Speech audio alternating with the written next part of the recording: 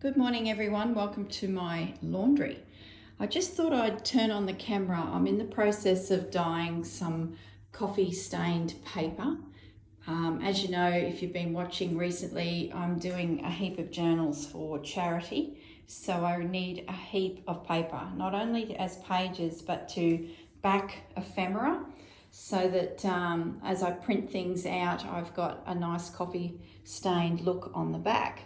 Now, I just thought I'd turn on the camera because the main thing is I love the look of coffee, but I don't like the smell of it in a journal. So this is what I use, Browning Essence.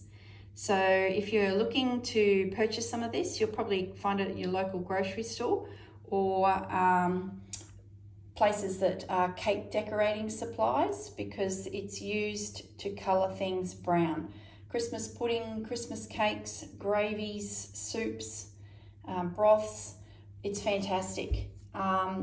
It gives you the brown tone without the smell of coffee. It's easy to control the colouring once you work out your recipe that you like. And yeah, it just does a fantastic job. It also puts like a coating on the paper, it's hard to explain, that makes the paper a lot stronger than what it normally would be. So I will turn the camera off now and I'm going to set up my little tripod and then show you what I actually do and the recipe, so that you can sort of watch my process. Okay, I will see you all soon. Bye-bye. Okay, I'm back. I just wanted to show you the process I go through with dyeing my paper with the Parisian Essence. I've given you a bit of a long shot of the room with pages everywhere that I'm in the process of dyeing. So I've packed all that away and now I'm just going to show you the basic technique I use. So I've got a tin here. Technically it's called a Lamington tin, I believe, in the baking world, and it's about the size of an A4 piece of paper. Not that my paper sits in it, it slides through it. So the main thing is that the process of taking the paper through the water is you've got enough space to do that with your hands. This is not really the way I go across the tin. So that's the main thing to consider there. So I've filled the tin up with probably just over half water. So about an inch and a half of water.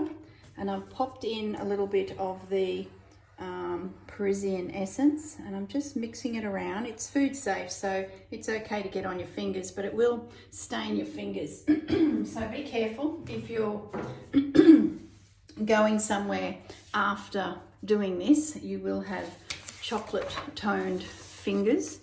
So as for how much, it really depends on what colour you want your paper to be. So I sort of just put in a good slush of it, and as I add water it gets lighter and lighter, so it sort of creates different tones of papers naturally. If you're finding that you're getting a bit too pale and you're adding more water to top yourself back up, you then can add a little bit more of the essence. So what I do then is I pop the paper in and using my fingernail pick up the other end of it. The paper slides through beautifully. It breaks the surface of the water. There's a bit of physics in that. Breaks the surface of the water if you come in at an angle, and then if your fingernails or fingers are at the other end and can pick it up, you can then slide it through the bath. I then just lay it straight out on the towel. If you give it a moment, the liquid pools a little bit, any excess. So while I'm waiting for that one, I will then just go ahead and slide through another one and then just slide it through. Whoops, I pulled it up too fast. Let it drip and then lay it out on the paper. I'm feeling like this is a little bit pale, so I'm actually going to add a little bit more of the essence. I'd rather be darker, going lighter as I go through the process than too light to start with. So once again, using your paper at an angle, in you go, grab it at the other end.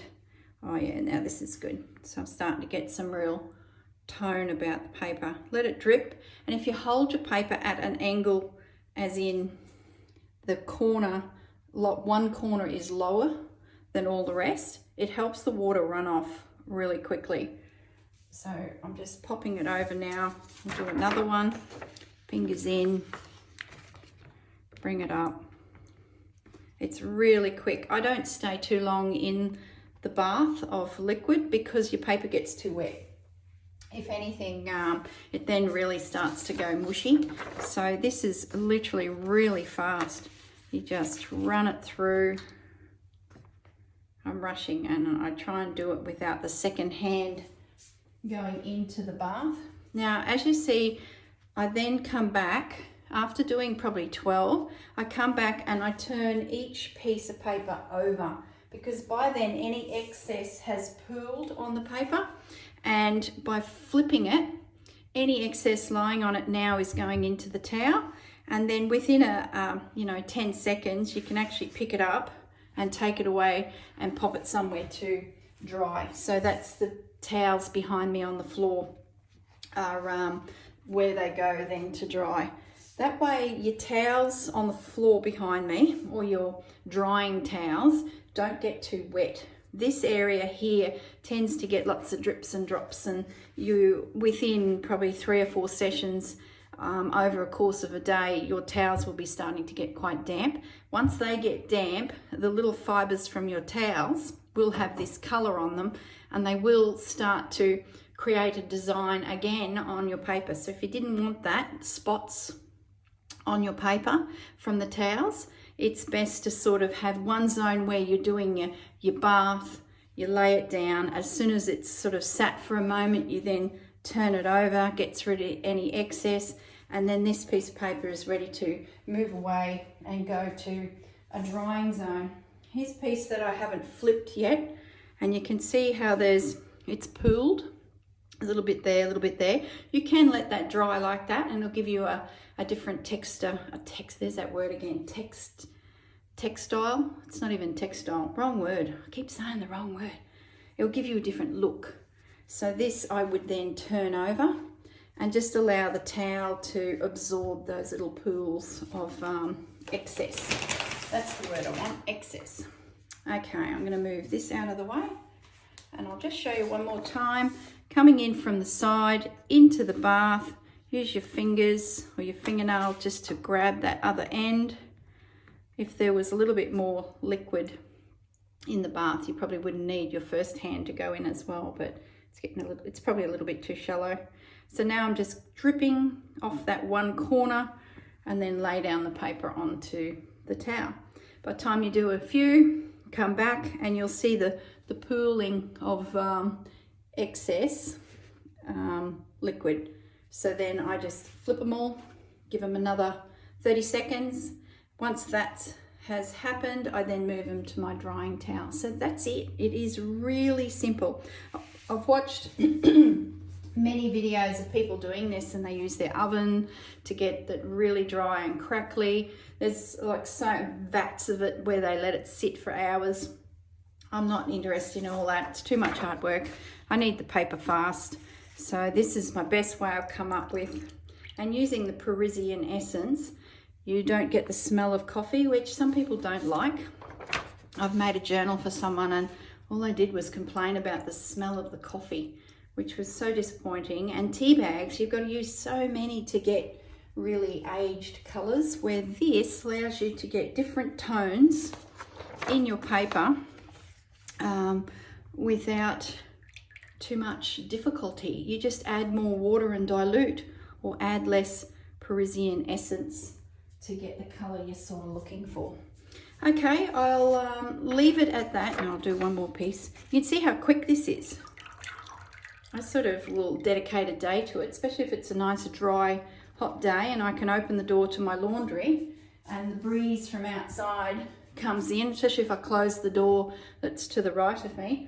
The breeze comes in from outside, and very quickly this paper will dry off and it's ready to use. So by the evening I've got 200 sheets of paper that are done. So as you know from my video channel, I'm doing a heap of charity journals. So I've already completed half a ream of paper to back ephemera for all of the journals. So I've got this much left of this ream that I really want to dye today. and that'll give the girls plenty of paper that they can just grab and glue to the back of all of our ephemera. See the pooling on this one? So it's ready to flip and flip. Okay, this one to the side that I did, it's ready to flip. Once they sit for a moment, then over to a space just to sit and dry for an hour or so, and with a good breeze.